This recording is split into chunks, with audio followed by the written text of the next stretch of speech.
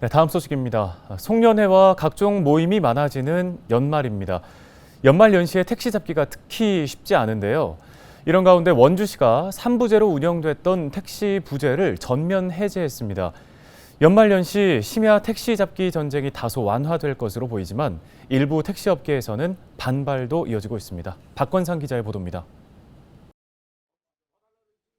6.15 오전 원주역 앞. 택시들이 기차가 들어오는 시간에 맞춰 줄지어 서 있습니다.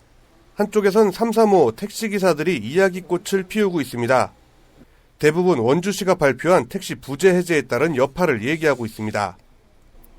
원주시는 오는 9일부로 택시 부재를 전면 해제한다고 밝혔습니다. 택시 부재 해제로 시민들의 출퇴근길 불편을 해소할 수 있을 것이라고 바라고 있습니다. 현재 원주시엔 법인과 개인 택시 모두 1,865대가 운행되고 있습니다. 하지만 3부제로 인해 하루 1,200여 대가량이 운행될 수 있는데 이번 부재 해제를 통해 출퇴근 시간과 심야 시간대 약 20% 이상의 택시들이 더 운행할 수 있을 것으로 기대되고 있습니다. 하지만 법인 택시 기사들은 반발하고 있습니다. 택시 부재 해제로 산학금 부담이 늘어나고 노동시간도 증가할 수밖에 없다는 겁니다. 개인 택시 하시는 분들이야 그분들은 돌아다니고 다니면 많이 수익은 늘어나는 건 확실하고 저희 입장에서는 이제 그런 부분 시간이 늘어나는 근무가 기존에 만약에 산학금을 벌기 위해서 10시간이 일했다 그러면 지금 같은 경우는 그 배로 늘어나야죠.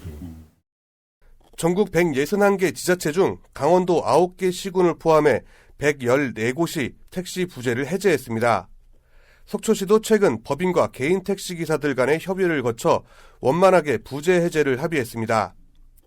원주시도 부재 해제로 인한 법인 택시기사들의 처우 개선을 위해 법인 택시에서 6개월 이상 1년 미만 신규자와 10년 이상 무사고 장기 근속 고경력자들에게 매월 10만 원의 인센티브를 지급하겠다고 밝혔습니다.